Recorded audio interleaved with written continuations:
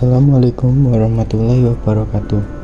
Perkenalkan, saya Ilham Sofyan dari kelas Ekonomi Islam D5 dengan NIM akhir 131. Di sini saya akan memaparkan tema tentang ekonomi hijau dengan judul Membangun Ekonomi Tanpa Merusak Bumi.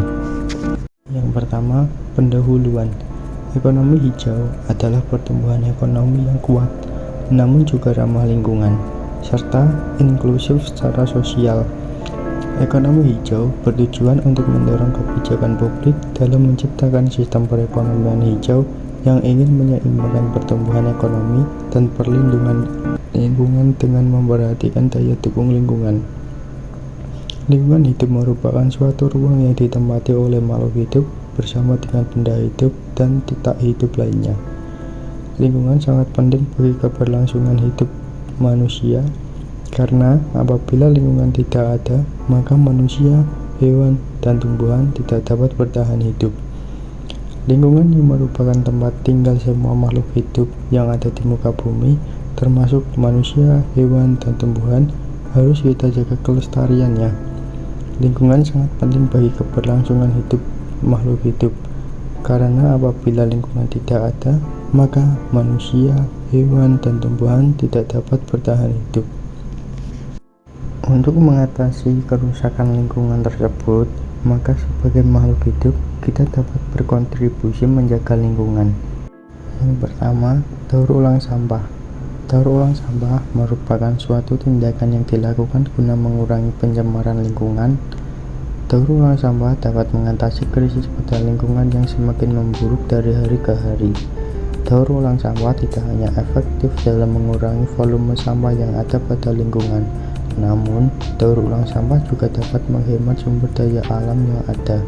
Dengan kata lain, daur ulang sampah dapat menambah umur alam. Begitu besar dampak daur ulang sampah pada bumi ini. Berikut manfaat daur ulang sampah. Yang pertama, mengurangi pencemaran lingkungan.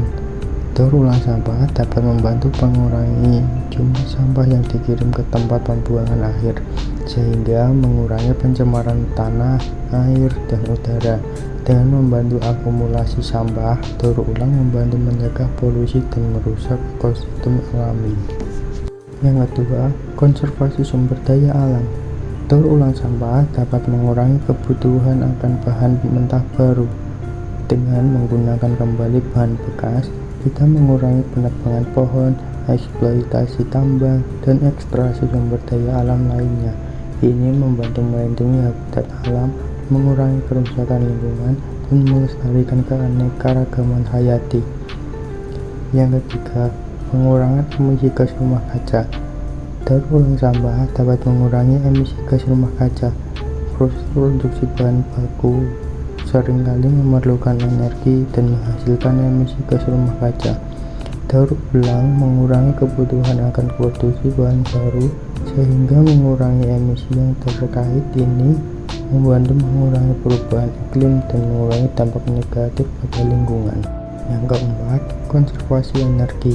Daur ulang sampah menggunakan lebih sedikit energi dibandingkan dengan produksi bahan baru. Produksi dari bahan daur ulang umumnya memerlukan konsumsi energi yang lebih rendah, termasuk energi listrik dan bahan bakar fosil. Menjaga lingkungan hidup. Persoalan kerusakan lingkungan hidup tidak terlepas dari kegiatan atau aktivitas manusia. Keserasian lingkungan yang sebenarnya telah terjalin selama berabad-abad tiba-tiba hilang oleh ketidakpedulian manusia terhadap lingkungan sekitarnya. Perilaku yang merusak lingkungan hidup ini mencakup perilaku-perilaku yang memfokuskan pada pemenuhan kebutuhan yang segera harus dipenuhi. Beberapa di antara perilaku pemanfaatan air, perilaku penggunaan bahan bakar, atau energi yang tidak memperhitungkan masa depan generasi berikutnya. Lingkungan hidup tidak hanya memiliki generasi sekarang, tapi juga generasi penerus di masa mendatang. Masyarakat umumnya baru menyadari pentingnya menjaga lingkungan ketika telah terjadi kerusakan yang berdampak pada kerugian materi dan non-materi. Sementara proses-proses yang terjadi di dalamnya sering dilupakan. Artinya bahwa perilaku masyarakat yang selama ini menentukan kualitas lingkungan tidak banyak diperhatikan. Bukti ini menyajikan secara detail mengenai proses kerusakan lingkungan, mulai dari perilaku penduduk yang menyebabkan perubahan penggunaan lahan serta penurunan kualitas udara, air, dan lahan hingga tingkat kepedulian masyarakat terhadap lingkungan. Kebersihan lingkungan merupakan keadaan bebas dari kotoran, termasuk di dalamnya debu, sampah, dan bau. Yang berikutnya ada menggunakan transportasi umum saat bepergian. Transportasi umum dirancang sebagai alternatif perjalanan serta mengurangi waktu perjalanan. Tentang transportasi umum yang menghubungkan satu daerah ke daerah lain. Di Indonesia, layanan umum transportasi semakin meningkat. Hal ini membuat penggunaan transportasi umum lebih diminati masyarakat.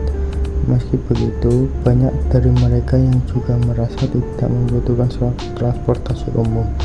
Beberapa manfaat menggunakan transportasi umum. Yang pertama, menjadi lebih sehat. Pertama, Anda harus berjalan dari pintu depan ke halte atau terminal terdekat, sehingga membantu meningkatkan aktivitas fisik.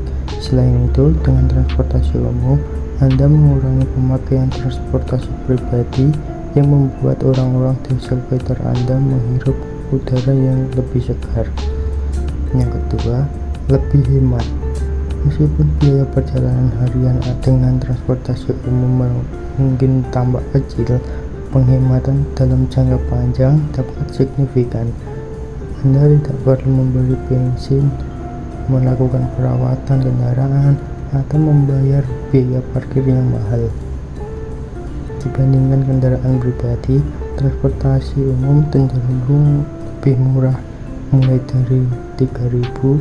Anda dapat melakukan perjalanan dan transit kemanapun dengan nyaman dan tidak kepanasan.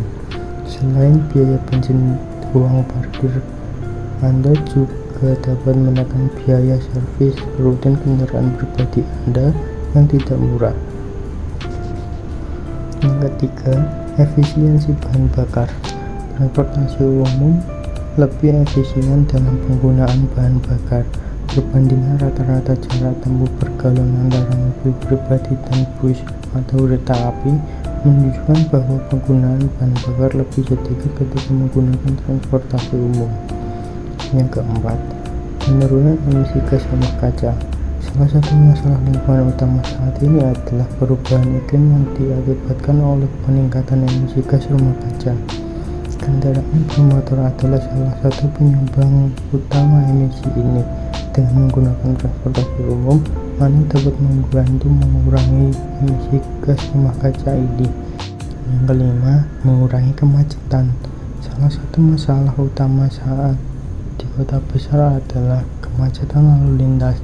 Banyak orang yang menggunakan kendaraan pribadi berkontribusi pada masalah ini. Dengan beralih ke transportasi umum, Anda dapat membantu mengurangi kemacetan lalu lintas ini. Baik, kesimpulannya adalah agar bencana alam tidak terulang terus-menerus, kita sebagai manusia yang hidup di muka bumi yang telah diberikan kekayaan alam yang melimpah, seharusnya kita berterima kasih kepada Tuhan dengan cara menjaga dan melestarikan lingkungan ini. Mulai dari sekarang, marilah kita membenahi lingkungan kita. Sekian dari saya. Wassalamualaikum warahmatullahi wabarakatuh.